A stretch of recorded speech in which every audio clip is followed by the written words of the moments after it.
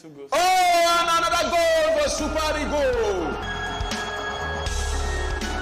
This is Premier Sports Center. Live anywhere. Don't forget to subscribe. Remember to hit that subscription button.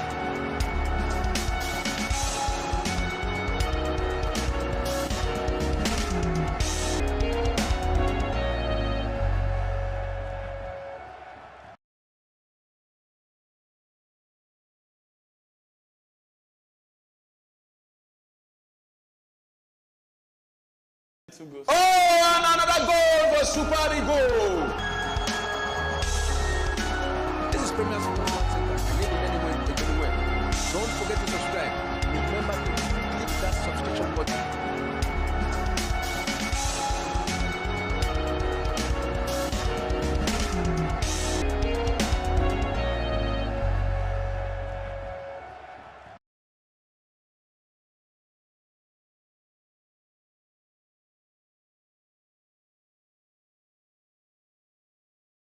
Oh, and another goal for Super Eagles. This is Premier Sports Center. Live anywhere. Don't forget to subscribe.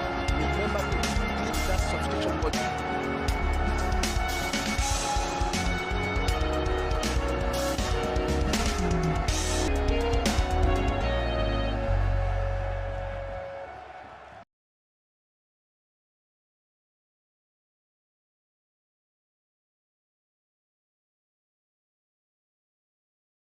Oh, and another goal for Super Eagles.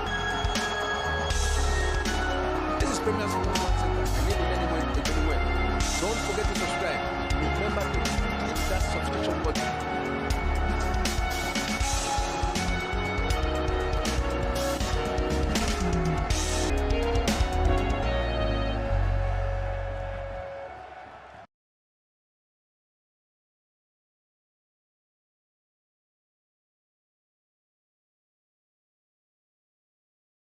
Oh, and another goal for Super Eagles.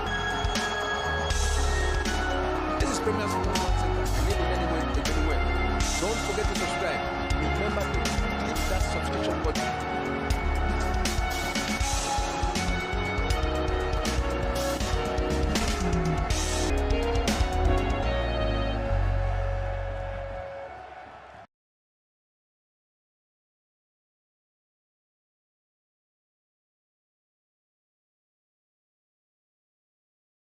Oh, and another goal for Super Eagles.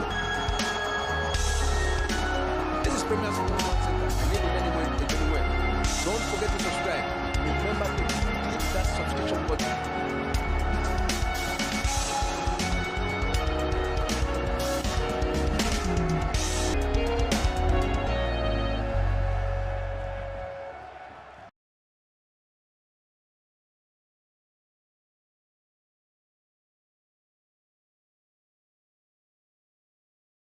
Oh, and another goal for Super Eagles. This is Premier Sports Center. Live anywhere. Don't forget to subscribe. Remember to hit that subscription button.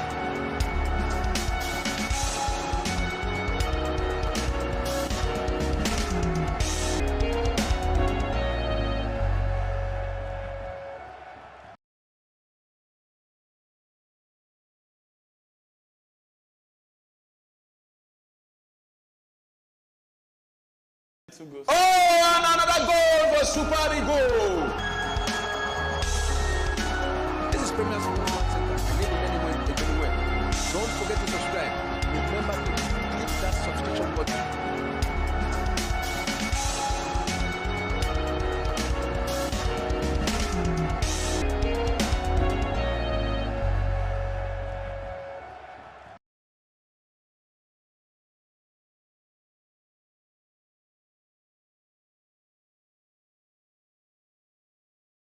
Oh, and another goal for Super Eagles. This is Premier Sports Center. Live anywhere. Don't forget to subscribe. Remember to hit that subscription button.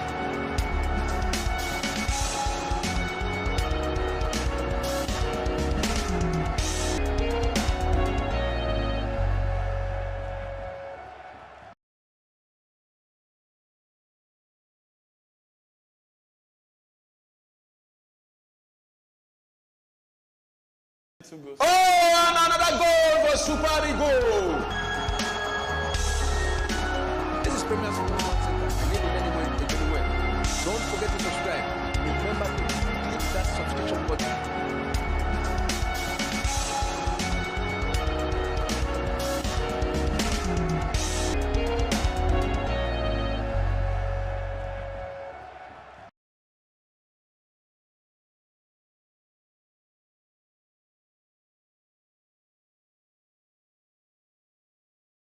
Oh, and another goal for Super Eagle. This is Premier Sports Center. Believe in anyone, anywhere. Don't forget to subscribe. Remember to hit that subscription button.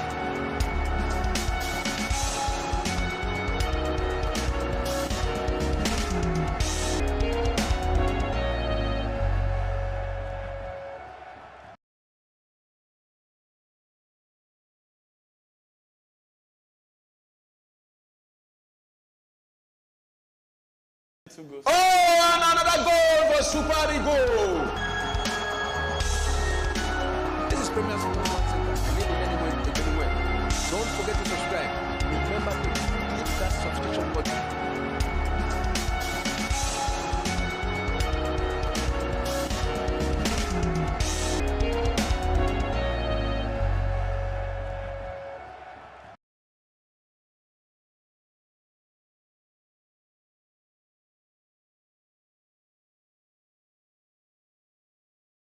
Oh, and another goal for Super Eagle. This is Premier Sports Center. Believe in anyone, anywhere. Don't forget to subscribe. Remember to hit that subscription button.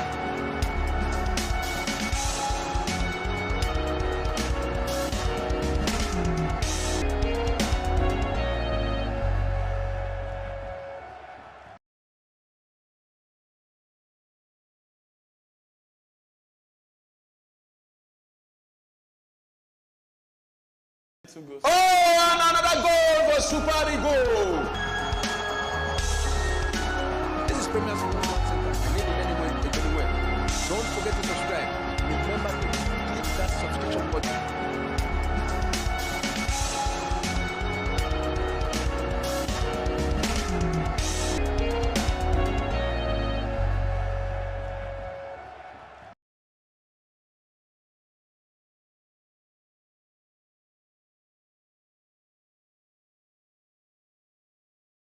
Oh, and another goal for Super Eagle. This is Premier Sports Center. Believe in anyone, anywhere. Don't forget to subscribe. Remember to hit that subscription button.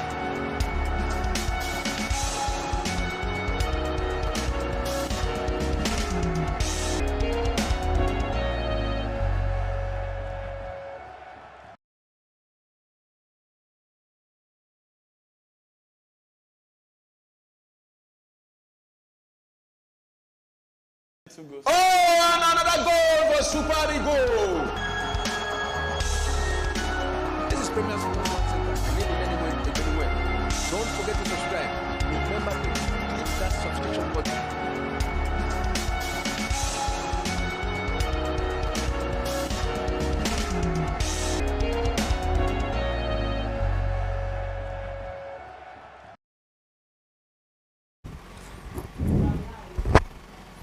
Hello viewers, welcome to Premier Sport Fan Center live. No, this is not our live show. This is our Talk Sport Friday Talk Sport. Yeah, Friday Talk Sport show, and one exciting day to talk about all the happening in the world of sport because the international break just came to an end. We saw a lot of interesting moments in the international break. We saw the UEFA Nations League. We saw the African Cup of Nations qualifier, and also the FACONET of Nigeria crashed out of the Under-20 World Cup right now going on in Colombia. Yeah, they crashed out in a round of 16. Yesterday, they were defeated by Japan 2-1.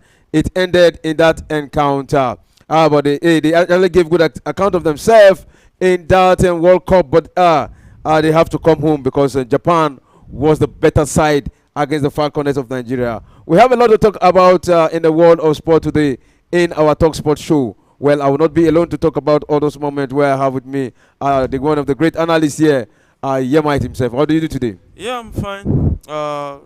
Good to be here again. Talk Sport, our signature show, and where we talk about everything sports. And promises to be an exciting evening to talk sports in general, but mainly predominantly football.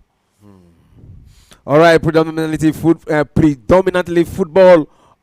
Straight we go to football. Yeah, the African Cup of Nations qualifier. We've seen an exciting moment in that qualifier, and the Nigerian, after drawing in Kigali against Rwanda, still sits top of Group D in that encounter. And well, Yamite, we've seen the two matches played by the Super Eagles of Nigeria. We saw the first one in Uyo, Akwa Ibom State, where they won convincingly 3-0 against Benin in that encounter. Beautiful goals, two from Ademola Lukman and one from Osime. And in Rwanda, they struggled to get a goal. Though one goal was scored, but it was cancelled, was chopped off, and the referee was saying it was there was an infringement, but his action was showing in that particular day that it was like an offside. So, well, what are your take? We've seen the two matches played by the Super Eagle of Nigeria. Good results at the end of the day. First, 3-0 win at home, then 0-0 draw. The game wasn't really fair to them. They had a lot of chances, but the Rwandan goalkeeper came with his A game. So we can observe that and see that it's a good result for the Super Eagles of Nigeria. But I think they can improve. I think they are topping the table with 4 points. Closest rival has to be Benin with 3 points. So I think that the Super Eagles can fancy their chances qualifying easily without having to use the calculator. All right, we saw Nigerian convincingly defeated Benin, but Benin went ahead to defeat Libya, and they went second on that table. Yeah. Do you think there's still hope for Benin? There's hope for Benin. It's AFCON. I think the first two teams will qualify. And Benin is second already. So if Benin can just keep up with that pace, they can easily just take the second spot. And one thing the coach of Benin knows how to do is to qualify for competition. Yeah, he knows how to qualify. General, the former Super Eagles coach. So one thing he knows how to do that I see from him is he knows how to qualify for competition. But how they perform in the competition is another topic for another day. All right, how they perform in the competition is another topic for another day. But so let's look at another African brothers here. Talking about the Ghana side, they played two matches and yeah, they did not win any. They lost one against Angola and drew one. Yeah. Yeah, it's a testament to the transition we keep talking about. Look at the World Cup showing they had. They lost to another transiting. They ousted another transiting team, which was Nigeria, in the playoffs. Got to the World Cup. What did they do? They didn't move out of the group stage. And coming to the Nations Cup, they didn't really cover themselves in glory. It's just a sign that, okay, the Ghanaian side is in transition. Okay. Is in transition. Ado needs to really sit down and look at what he will do, because the Ghanaian fans, they are not really that patient too. So I think and with the stories that most likely their stadium is being bad and they'll be playing their home games, most likely might be in Nigeria or any other country close by. It's not a good day for Ghanaian football. But be that as it may, I think that they can rally around together, gather themselves together. They have 4 African AFCON in between them. They can begin to talk some serious talks with themselves and transit it into the field of play. So, but whichever ways, Ghana is a powerhouse. Maybe transition is affecting them, but I think they will come out stronger at the end. All right, we saw some of the journalists. One of the journalists, most especially, is a YouTuber who was actually insulting the government. He says it's a shame to the government. It's a shame to the president for particularly for that stadium. Those are emotions. Yeah, it's emotion. But is it a welcome development where this media will kind of be part of the pressure group to the government so that they will do something right? Media is like a house whereby they dish out information to the people. So mainly, whatever the media says is very sensitive.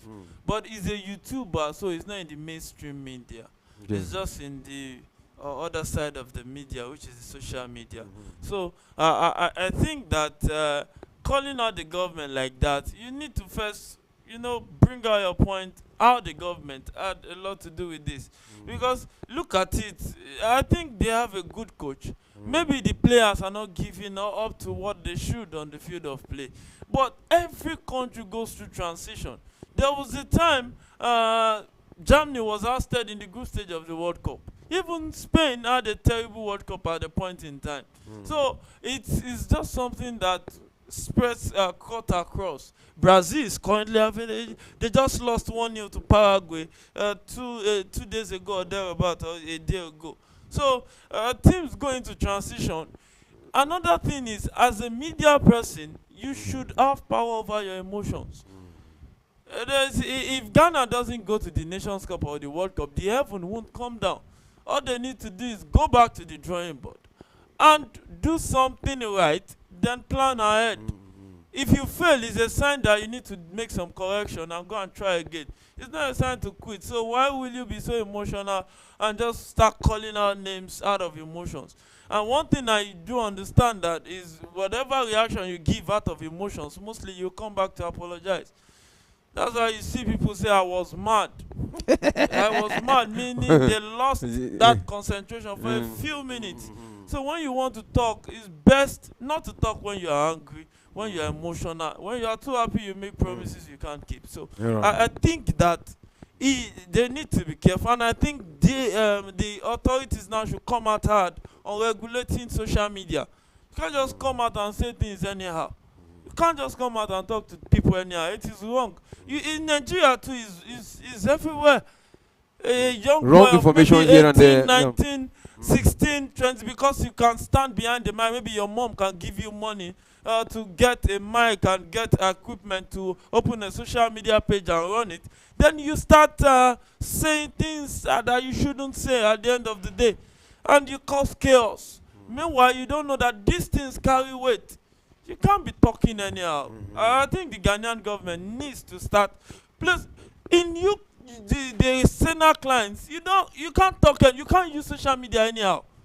The way you use it here, it is wrong. So I still think that the government knows what to do at the end of the day. All right. Thank you very much. Before I go, due to popular demand, some of our viewers actually are asking this question. The goal scored by Ademola Lookman in the African Cup of Nations qualifier against Rwanda, do you think it's a goal? As far as I'm concerned, the camera view is not really very close. We didn't see the reverse angle. And I think the referee was standing close to the reverse angle. So, for me, from what I saw, I don't know why he cancelled that goal. But it seems that he pointed for an infringement, because it didn't look like an offside. No, well, if you look at even that the way we were here for the live show, live watch along. If you look at him when he blew that, it was a kind of using his two hands to give that. This means an offside. But after the review, it's true there was no offside. But later he was saying there was a contact on from. That's why I said it was a throwing situation. And I don't think he will say that is an offside. When you're throwing. That's why I was talking about infringement. All right. That's why I said infringement, because most likely what you pick from there will be an infringement. And to me, the side I saw, I think it was just two guys attempting for the ball. But maybe this referee saw something else from behind. So. All right. Again, lastly, due to popular demand here, some of the fans, our viewers, want to know. We've seen the first two matches of Eguavon. How will you rate Eguavon? Do you think Eguavon should continue throughout the World Cup qualifier? Because right now he has played two games for Nigeria. He had 4 goals. He didn't concede any goal. Okay. Yeah, he had 4 points. So how will you analyze this situation right now? All right. First off, I will rate Eguavon a 60%. Not a fail mark, but I'm not fully impressed, but I'm a bit impressed. Now this is it.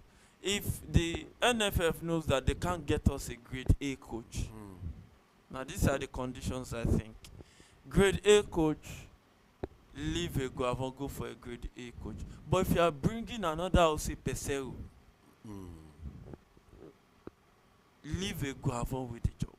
A Guavon is not going anywhere. Even if another coach comes, he will be the technical advisor. But if you are not bringing an A-list coach, then stick with a Guavon. But if you know that you want to go and bring another Ose Pesero, or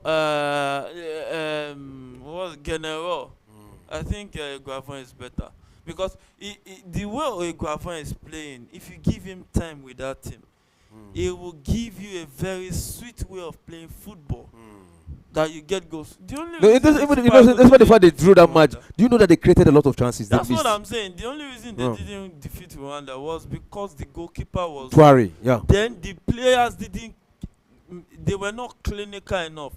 Adibin, they placed their attempt well.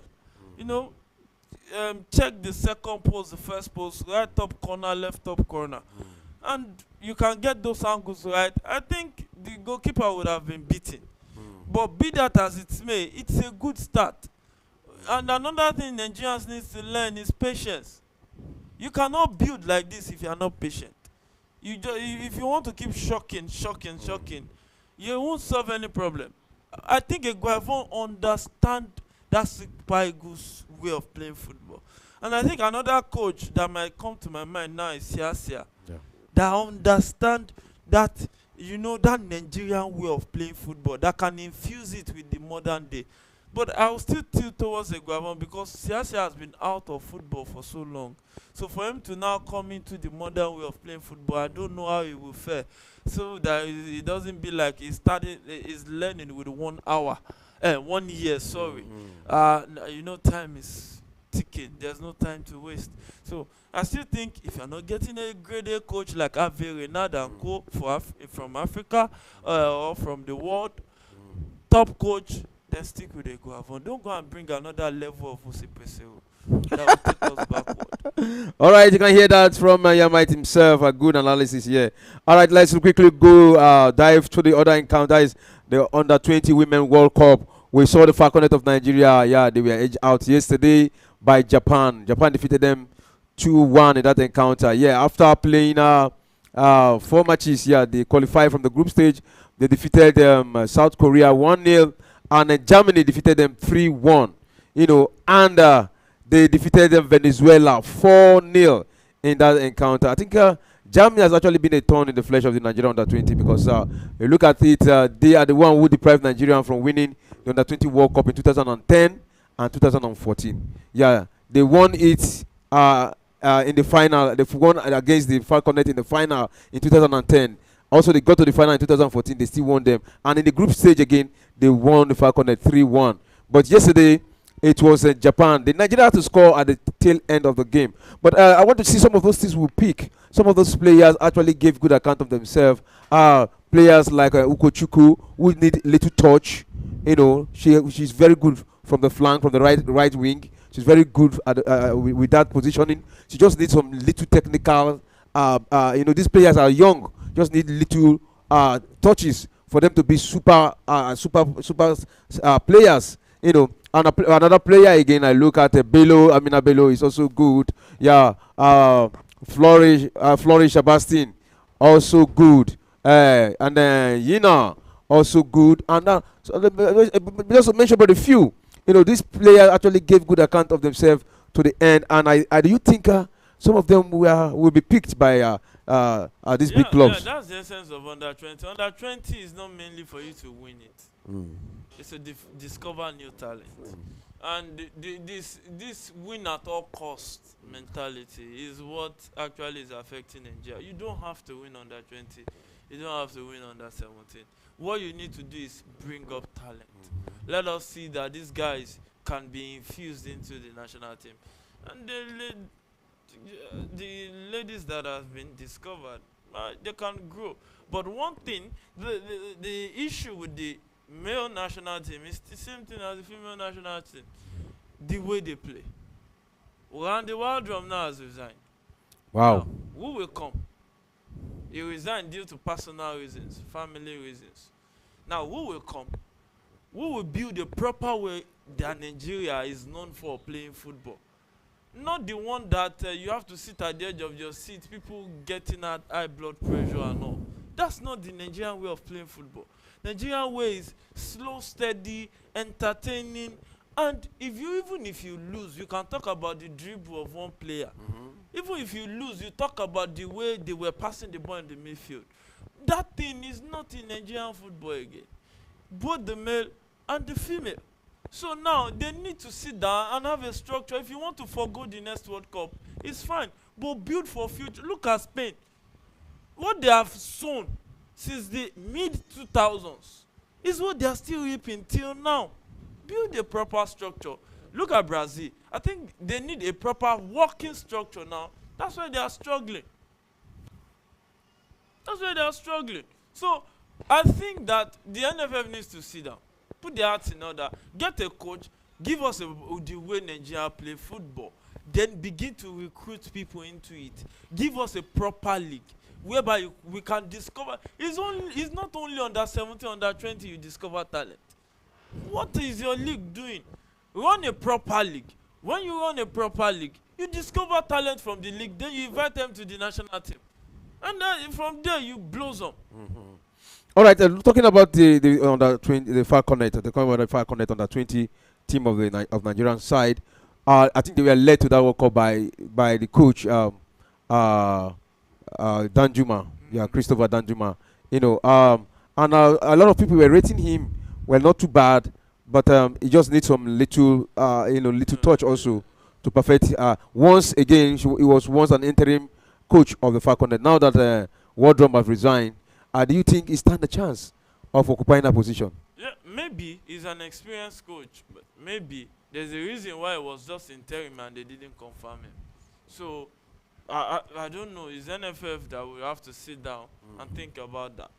But I think there are even some past internationals that can take off the job. Just get one. Maybe in fact NFF can send them on a refresher course. The World Cup is still like 2 years plus from now. So they still have some ample time in their hands. So I think he's an experienced coach.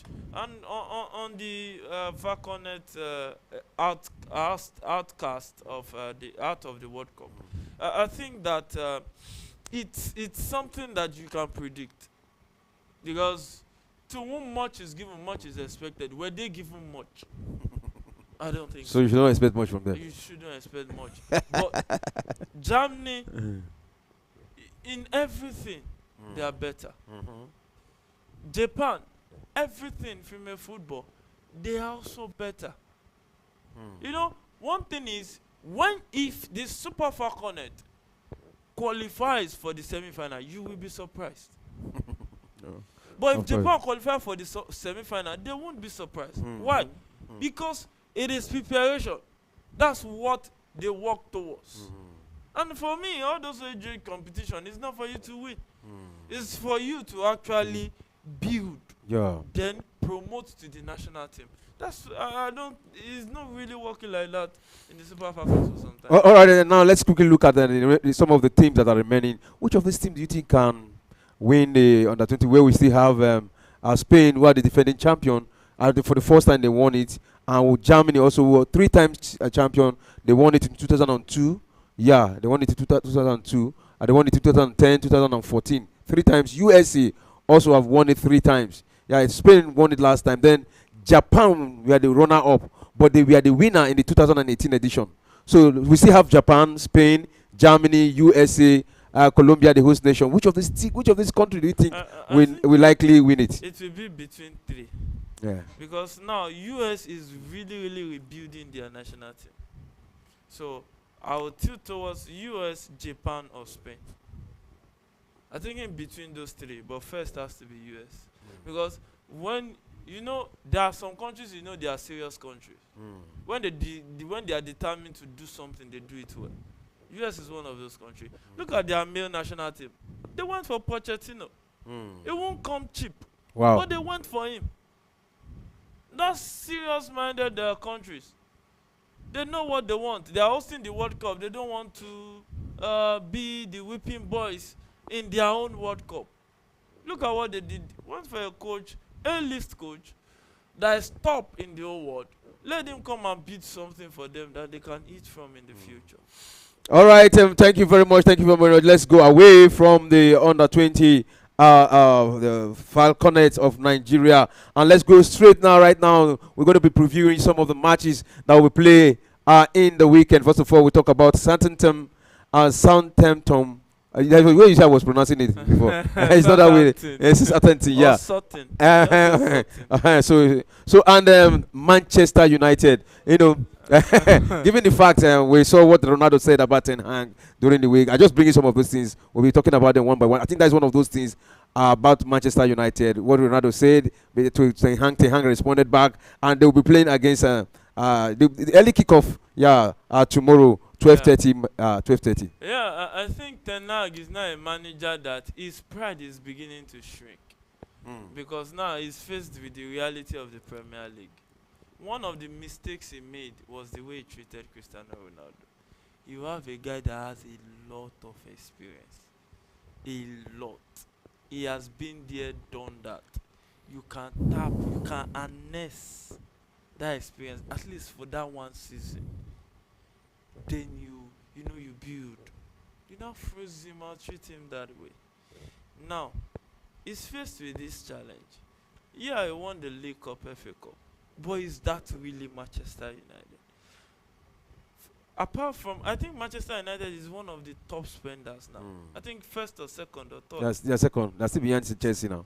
Second. Second, yeah. They're still behind Chelsea, yeah. And to whom much is given, much is expected. Now, what have they achieved? FA Cup, League Cup, really? Last season, Man U had their lowest finish in a long time.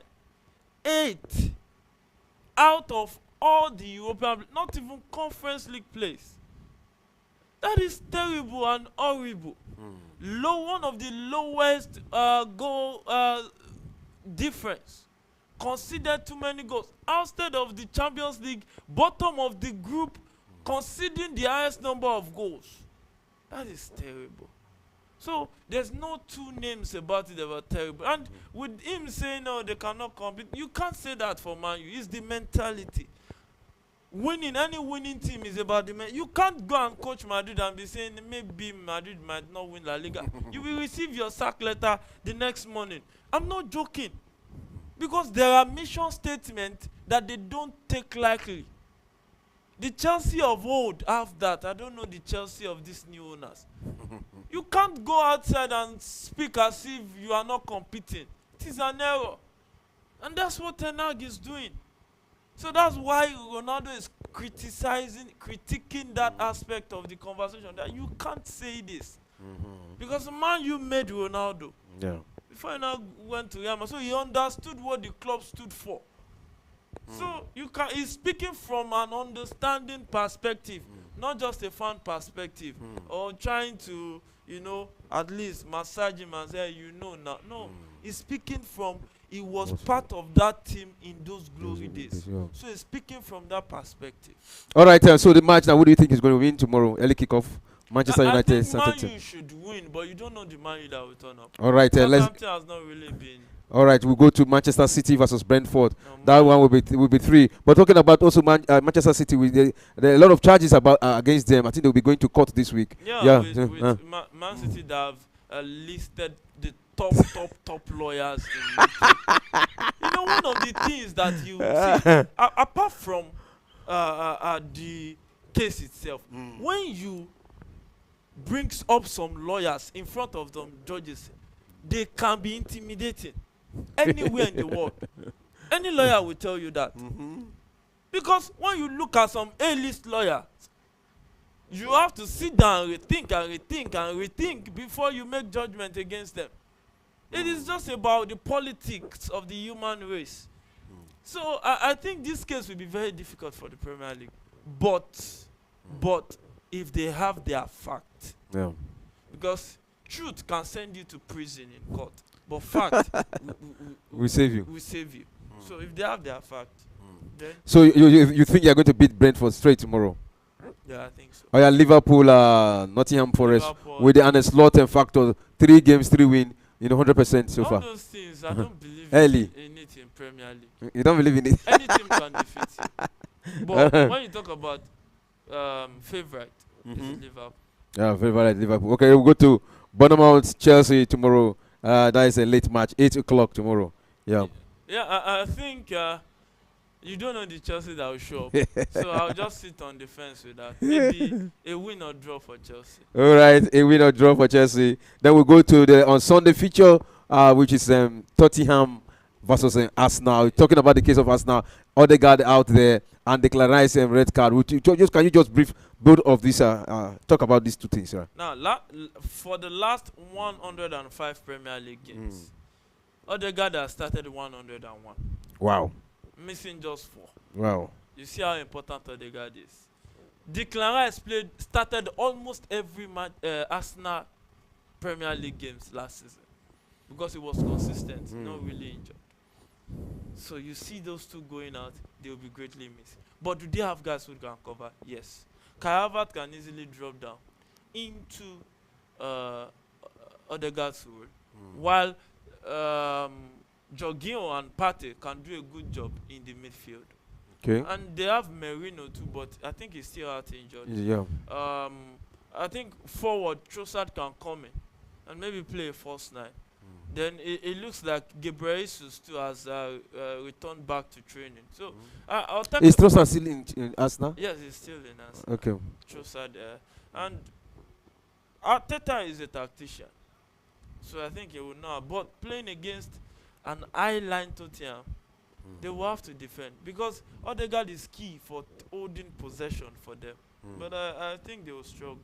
They will struggle, but they can nick it because of their mentality now. All right. I think Tottenham will give them a high hell. All right. So let's go to Bundesliga, German Bundesliga. Let's be fast about it. All right. Thank you. Let's be fast about it. Where we have Hoffenheim will be playing at home against Bayern Leverkusen. Yeah. Tomorrow too. Yeah, Bayern Leverkusen lost out at home to Leipzig in their last encounter. And we saw them last time unbeaten. Yeah, they are now beaten. So I think against Hoffenheim, a bit of a familiar foe.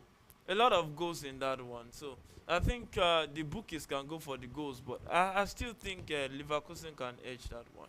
All right, we have another one that is Austin Kell versus Bayern Munich.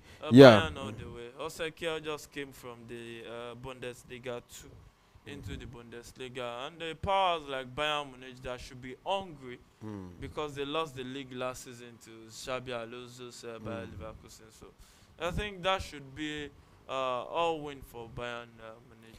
All right, okay, all right. Real Madrid versus Real Sociedad versus Real Madrid. Yeah, you don't know the Real Madrid that will show up. Their away games has not been really encouraging. Nothing to write home about. I think the two are draws.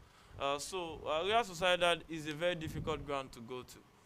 Really, really difficult. But I think Real Madrid needs to start swimming, or else they will get drowned in that ocean of talent. So, and Bellingham is back. I think looking fit and looking in shape. That Militao, that scare, I think is back in training. And so I think those guys, they have enough arsenal to at least, even if it's just a 1-0 victory against Sociedad. All right. What do you have to say about Barcelona this time out? Four games, 4 wins for them this season. Yeah. Top start for Arsene Flick. Yeah. The mentality is right. After scoring 7, you saw the way he was still pushing the guys to get more goals. That's the mentality of a clinical winner that wants to win at every game. So I think they can extend their win today. The mentality is right, but I still think that they might have some challenges going into the marquee time of the season, whereby injuries begin to set in and fatigue. All right, we see. The way Iheanacho is fit into Sevilla, Do you think the way he's being used there is his best position? The way he's playing for Sevilla. Have you watched him play? La Liga is not as pacey as the Premier League. And if you see Iheanacho very well, he's one player that likes to be calm with the ball and approach the ball, cutting. And I think he will do well at Sevilla if he's given playing time. You see, position playing can switch pattern. Once you start doing well in another position in training, a loophole, you can. But I still think, generally speaking, I think he will do well in the Spanish La Liga. All right. Thank you very much. I think that is how far we can go for today. I think we're already getting the signals here. So to our viewers, thank you for staying tuned with us. But don't forget to join us tomorrow. Tomorrow, a lot of matches, and we'll be here to cover some of those important matches here. Yeah, The early kickoff, 12:30. to 12:30 will be here, 12:30, and the 3 o'clock features Liverpool, Brentford, Manchester City, and Manchester City also will be here to cover all those matches live. So, Yamai, thanks for coming to the studio. Yeah, thanks for having me. And to our viewer, it's bye from us, and have a pleasant night rest.